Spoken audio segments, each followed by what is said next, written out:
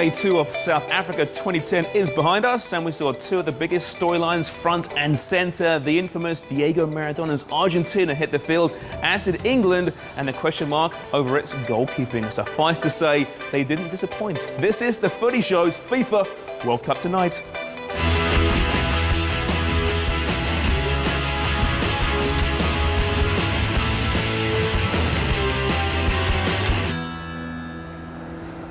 Well, hello, and hey, look, they came back. Thank you very, very much. I'm James Sharman, Christian Jack, Sid Sexero. Hey, fellas, how you doing? It's great to be back, James. We had a little bit of heartbreak today, KJ, didn't Just we? a little bit, rather yeah. a dramatic day in the World Cup, but overall, another wonderful, wonderful Day 2 of the World Cup.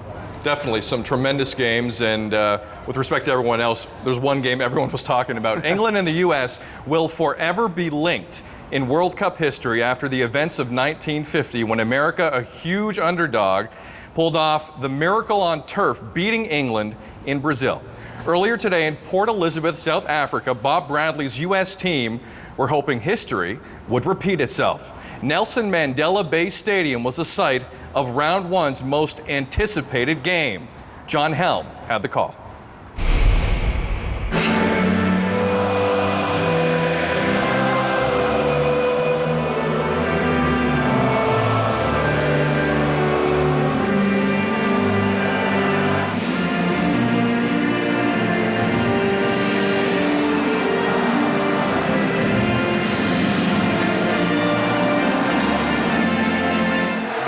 Underway in Rustenburg. There's a chance here for England. Score! The goal from Steven Gerrard is just the boost England required. The Americans absolutely stunned by this, and Gerrard in for his 17th international goal. Rooney, clever little ball in here for Aaron Lennon. Can England find a second? It's cleared away from just in front of the line and then hooked back in straight at the goalkeeper by Lampard. And he'll be looking to be on the end of this one. So was Altidore. The header's just wide. On Yewu it was. A little flick. Capello's still remonstrating with his players. Johnson, the ball in is good. The keeper, Howard, struggles really. He gets a hand to it, and it's away safely. Finlay, taken over by Donovan. Danger here to England with Donovan's shot. A couple of feet wide. He's their record goal scorer with a good turn from Dempsey. Tries to get away from Gerrard, fires it in hard alone, a desperate mistake by Robert Green, who beats the ground in despair. Clint Dempsey brings the United States level. It's a moment of horror for the West Ham United goalkeeper, a moment of unlikely joy for the United States. And the look on Capello's face was one of disbelief. It's 1-1 here. 40 minutes played, Dempsey scores, here's Johnson trying to restore the lead, and Howard makes the stop at the other end. But at half-time here, England have been pegged back. The United States will feel that they still have very high hopes in this game. Ball in here, chance for Emile Heskey to make it 2-1 England. The save is made by Howard. Heskey should have scored. No Joko in the English ranks tonight. Lampard will go for goal maybe here, left-footed, and tipped over the top by Howard. Not as successful as Dempsey was with his left foot from round about that region. Looking to outrun Carragher here. It is Altidore, breathtaking stuff, and off the ball, Green's saved England this time. He'll feel much better about that. He's had an outstanding game, but it's back in here for Rooney. Header wide, can't quite get there. Awkward angle, difficult height. Back with the live action, and with Rooney bent, and it bent a foot wide. It is Rooney, he checks the ball, he turns, he slips it wide, it's Wright Phillips, it's saved by Howard. England are 4 up against 2 here. It is Lennon, they pushed him wide, it's back in. Oh, what a disappointing fizzle out to the move in the end. It will drop here for Donovan to go for goal. High, much too high. Ambitious attempt. The smiles are for the fact that neither side has been beaten. The disappointment is that neither side has been able to kick off their campaign with 3 points. Wow.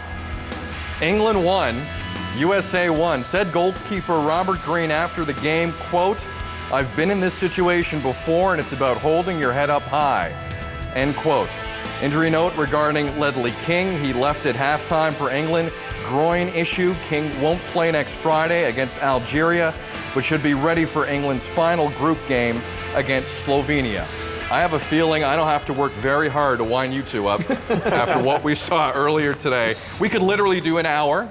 That's no exaggeration. Yeah. Christian, let's just start with Robert Green. First not? question. Why not? Yeah. If you're Capello, do you start him against Algeria? Yes, I do. If you firmly believe that Robert Green was your guy, and he firmly believed him by selecting him for the USA game, one error will not change Fabio Capello's mind. I know the blogs and everywhere right now is speculating that it's going to be David James or Joe Hart. No matter what you think who it should be, I think he has to stick by his guy now. You know, he made the mistake and he has to move on from it. I really believe that Capello will insert Green again for that game on Friday. And, you know, take nothing away from the mistake. You know, that is why they ended up losing the game. But analysing the performance away from the results, this was not a first-class performance by the seeded team in Group C. England, the clear favourites to win this group, were below par. That doesn't mean too much right now. We don't want to jump in too much into it. We've seen teams in the past not even win their group and get far as the World Cup. But there's major problems on this England team that need to be fixed fast if they want to win the World Cup. But Cage, we've been here before, haven't we? We've seen this before. Yeah, how many more times? times? 2002, Yeah. Euro qualifying. It doesn't matter who it is, the name, the number on the shirt. England goalkeeping has gone down the toilet since David Seaman, and before him, of course, Shilton. Before him, Clements. You know, Well, it was once a wealth of talent. As you see right there, you know, these were the two back-to-back errors against Croatia that, you know, basically eliminated England from going to Euro 2008. First of all, with Scott Carson there, and, you know, and then the moment in Zagreb when Paul Robertson basically kicked the turf instead. Still can't help but laugh when I see that. That's still an all-time. It's absolutely unbelievable that Lightning continues to strike more Wasn't than that Gary twice. Neville passing the ball back, by the way? It was, yeah. I mean, Lightning continues to strike more and more on this. It's just, if you can't, I mean, if you don't cry, you got to laugh, I suppose. But I mean, it's unbelievable. Aside from that, though, Steven Gerrard was wonderful today. Yes. He played really well. Yeah. However, the guy beside him in midfield, Frank Lampard, surprise, surprise, couldn't work with Gerrard. Now, Lampard, we know, is a wonderful, wonderful player.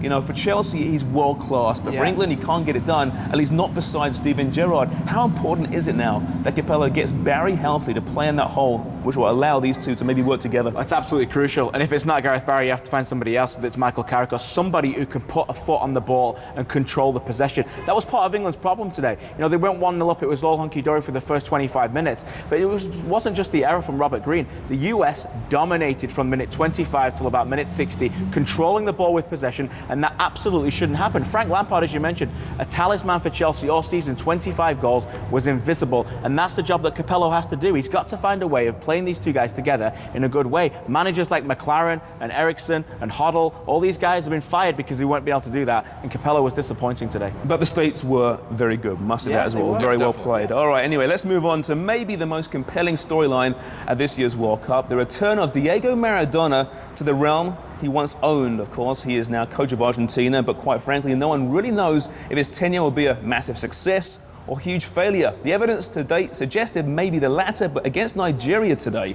he looked like he might know what he's doing after all. Dave Woods explains. The atmosphere provided by two sets of supporters with their raw voices cheering on two sides who really are hoping to shine in these World Cup finals. Of Bouquet Obase, who collects here and beats his man and drives it in.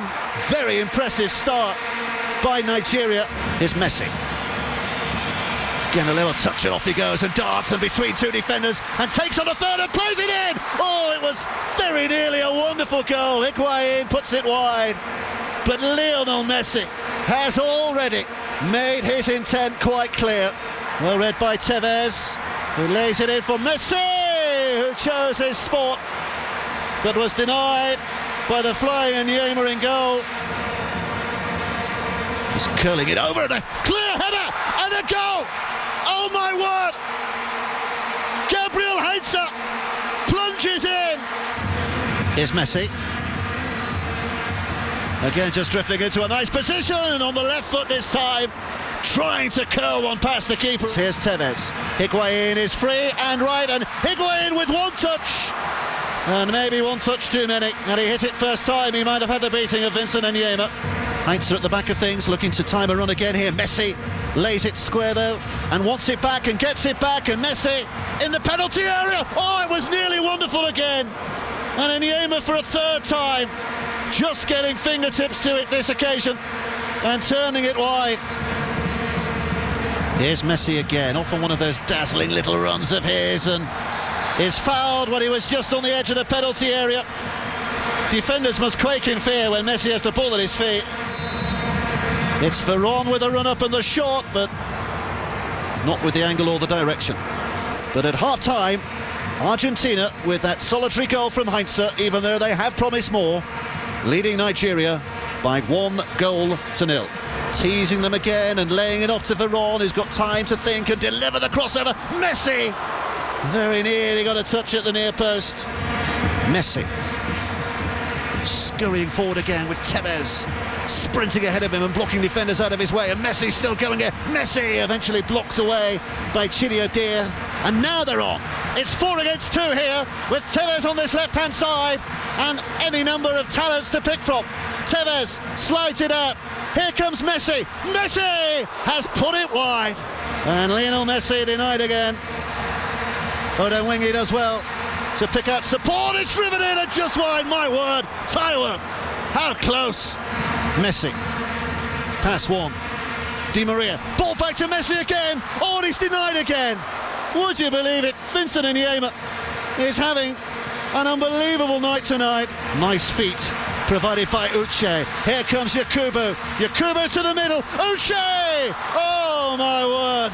They will not be given a better opportunity than that. Yakubu. Yakubu with a smart effort. Just spun very quickly and let fly with that left foot. Messi's off again. And played in. Messi keeps his feet, but cannot keep control. Diego Maradona has the opening day win that he really wanted. So Maradona silences some critics with a good 1-0 win, which could have been so much more. Leo Messi, of course, was brilliant, leading his coach to say football wouldn't be such a beautiful game if he didn't get on the ball. To which I say, true dat. Sid, to the early action. Yeah, James, final game we're going to take a look at featured two nations desperate to prove they belong. South Korea are trying to show that their World Cup semi-final run of 0-2 was no fluke. Meanwhile, Greece are trying to show the world that their Euro 2004 victory was also no fluke. Both those sides met today at Nelson Mandela Bay Stadium in Port Elizabeth. Your commentator, Gary Bloom. Don't expect a high-scoring game here today. Greece will defend in numbers, and they'll make it very hard indeed for the Korean Republic to find a goal. Aristeas is prominently forward here, and a real chance for Greece. How did they miss that? 1-0 to Korea. Lee Jung-soo completely unmarked and turns the ball in from no more than 2 yards. Well, you'd have to put that goal down to some poor defending by the Greeks, and no doubt some nerves as well. Look how many red shirts are behind the ball. That's a testing one in towards Gekas. Cho Yong-hyun with a defensive header. Hence the attack breaks down. Park Ji-sung now for the Korean Republic. What a ball that is. Great chance here for Korea to make it 2-0. Oh! What an opportunity. This has not gone to plan for Greece. Park Ju-hyung. Park Ju-hyung with a shot. He's full of confidence, this boy. Vintra looking for Gekas. Goalkeeper almost dropped the ball right at the foot of Gekas. Torosidis over the head of Samaras, and Aristeas almost flicked the ball on. A first half which has belonged to Korea, and Greece, just look at their faces, are bewildered. Vintra's given it away. Park Ji-sung now. Park Ji-sung for Korea. A great chance, and he scored! The captain makes it 2-0. The Korean Republic are in dreamland. 3 to aim at now. If he can cross one in, he can do. That's a great cross. And the header by Park Ju-hyung is just wide. Very good move by Korea. Gekas. Great chance for Gekas. Well, went for the spectacular. Satoridis. Gekas. And still, Greece can't score a goal at the World Cup finals. And the Korean Republic are the first team to register a victory at the FIFA World Cup 2010. How about the Korean Republic? They win 2-0. It's their second World Cup victory on foreign soil. Meanwhile, Greece's World Cup misery continues, and how? Hellas have now played 4 games in this tournament, lost them all with a goal differential of -12. In fact, Greece have yet to score a goal in the World Cup. Here's a look at the standings. Group B, South Korea and Argentina level on points. Korea's first because of a superior goal differential. Nigeria and Greece have some work to do. Back inside the studio, and Christian, you know, Argentina, the real sexy team coming in. You have Maradona. The angles are just all over the place story-wise. Did you see enough from them today to warrant a favorites tag? A favourites tag I think is a little too far, but you're right, the storylines were there and it stuck to the script. You know, Maradona came out there with an explosive team. He played the 3 strikers up front, and boy were they explosive, you know, right from the start. As you mentioned, it could have been 3 or 4-0. You know, Messi had so many chances. You know, thankfully the Nigerian goalkeeper was in outstanding form to keep it somewhat safe all the way through. But at the end of the day, you know, Argentina are what they are. They're explosive going forward, but I think they were really fortunate today that they did have a lot of possession, but they helped by playing a team, to me, who had very little injection of pace, particularly on the widths. And I think that if you're looking at some way of getting to Argentina, put your wingers down the side, play some attacking fullbacks and attack those guys, because they're slow with pace at the back. And Jonas Gutierrez, as a right back, it was unfair to call him that because he's a midfielder, but he was out of his depth. And Gutierrez, to be fair, because there was no natural right winger in that system today, that whole right side of the field was Gutierrez. So he had a lot of responsibility today. You're right, he did. Yeah. As football fans, are we not elated that it looks like Maradona has sat Messi down and said, just run it, everyone? Yeah, well, that was the issue, though, in qualifying, too. He was running too much, almost.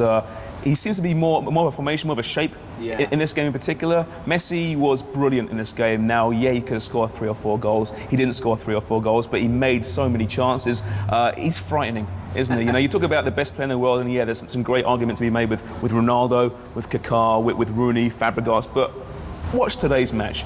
Leo Messi is a world apart, and he reminds me so much of the other number 10 who's now on the bench. Yeah, it's funny to watch, and particularly after the games of yesterday as well, because there was a lot of games that didn't have any shots yesterday. Messi was pinging in shots. He had 4 shots on target in the first half, more than France and Uruguay combined. But you're right. 47 goals in 53 games for Barcelona this season. World Cups are better when the greats are on form, and hopefully he'll be on form throughout the tournament. Well, this has been a chunky block full of highlights. When we come back, we'll talk about a big announcement from an Italian pit bull, and we'll talk to another dog. This one's named Brendan.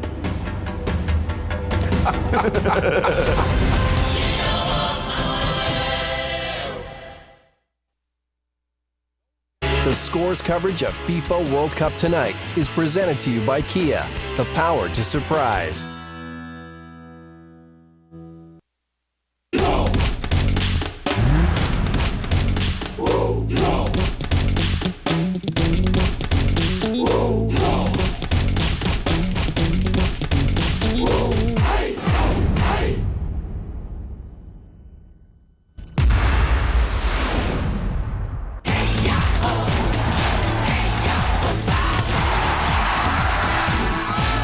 It's about performance, passion, and soul. Kia, official FIFA partner. In 15 seconds, someone has to die.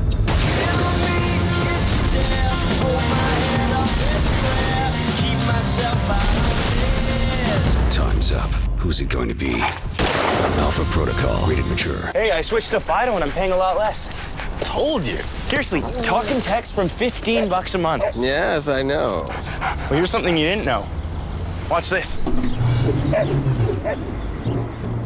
Whoa. Yeah. Fido's got 3 phones made in part from recycled water bottles, starting at $0. So I'm saving money and doing my part for the environment. Nice. Thanks, Fido.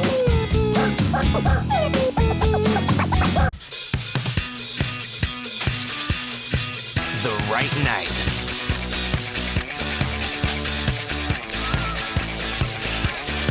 With the right friends. At the right time. This summer, be there. Smirnoff Ice Light. Less sweet, 100 calories. Be there.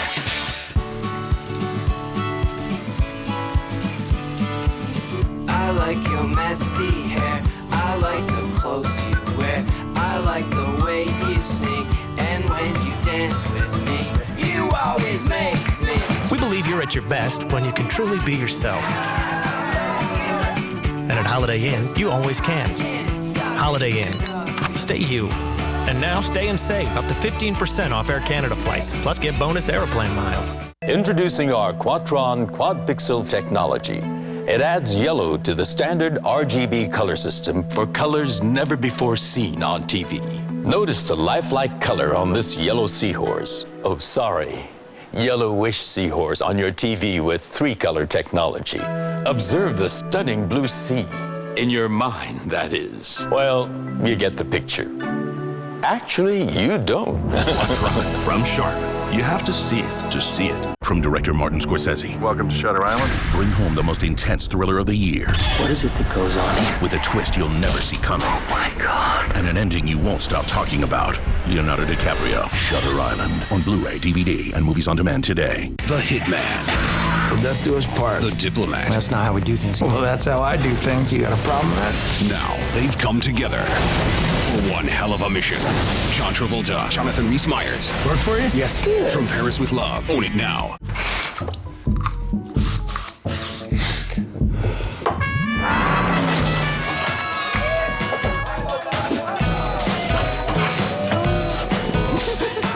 Get caliente with Fever.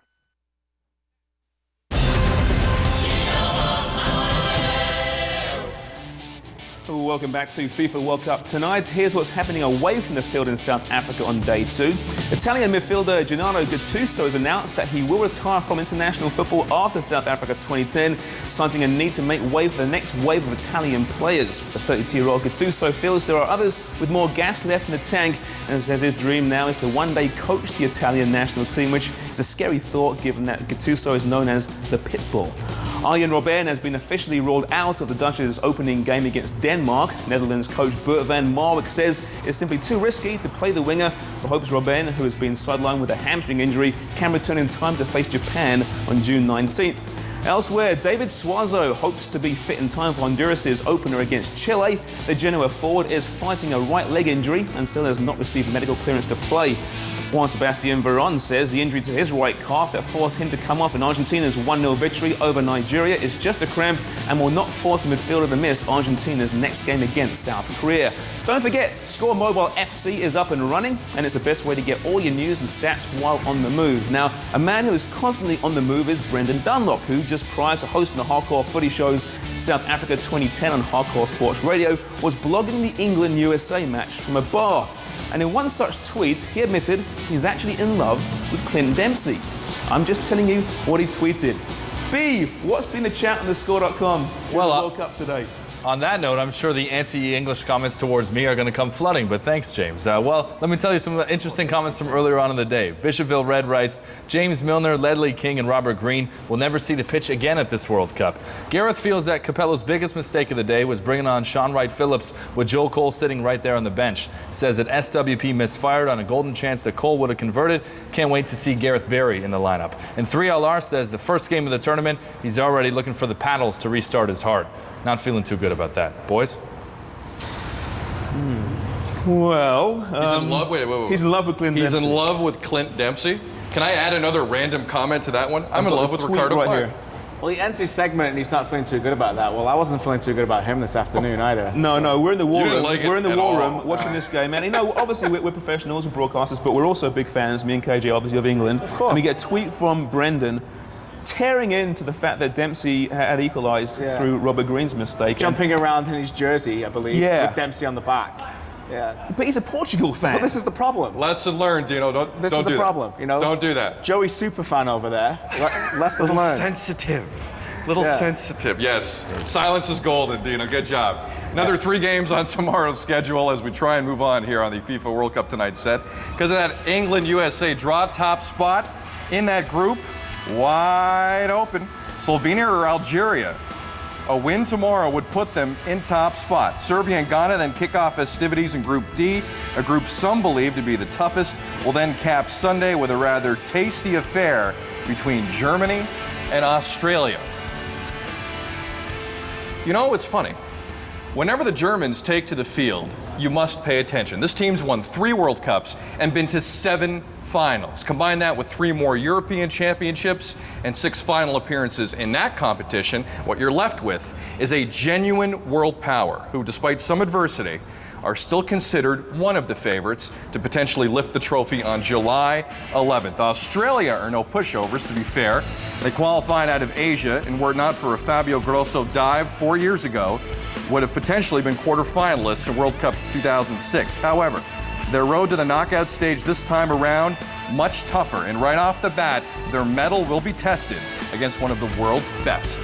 The Scores coverage of FIFA World Cup Tonight preview is brought to you by Kia, the power to surprise. Germany's South African campaign begins against an Australian side they're expected to handle. Germany's nearly perfect in World Cup openers, with their only blemish coming in 1982, when West Germany suffered a shocking loss to Algeria, though they did bounce back and eventually made the final. If Australia are to inflict another rare upset in their opener, it will have to come via talisman Tim Cahill, who's capable of scoring some big goals.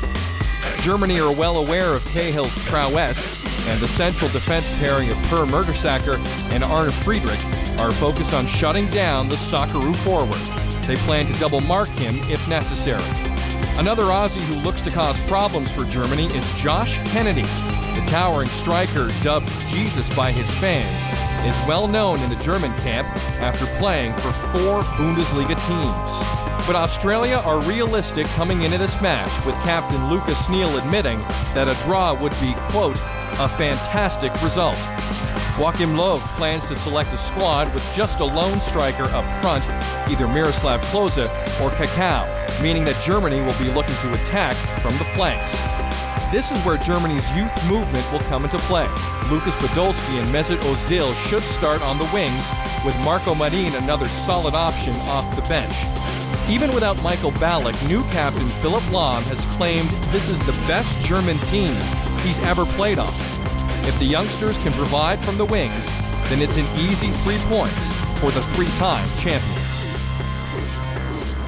It's going to be good. That's 2:30 p.m. Eastern on CBC tomorrow. All right, coming up after the break, we'll have much more on that Germany-Australia game as we bring you yet another installment of television's most talked about news segment, KJ's Tactics. Plus, we'll also relive an England performance that left more questions than answers. Turn from Dempsey. Tries to get away from Gerrard. Fires it in hard alone. A desperate mistake by Robert Green, who beats the ground in despair. Clint Dempsey brings a moment of unlikely joy for the United States.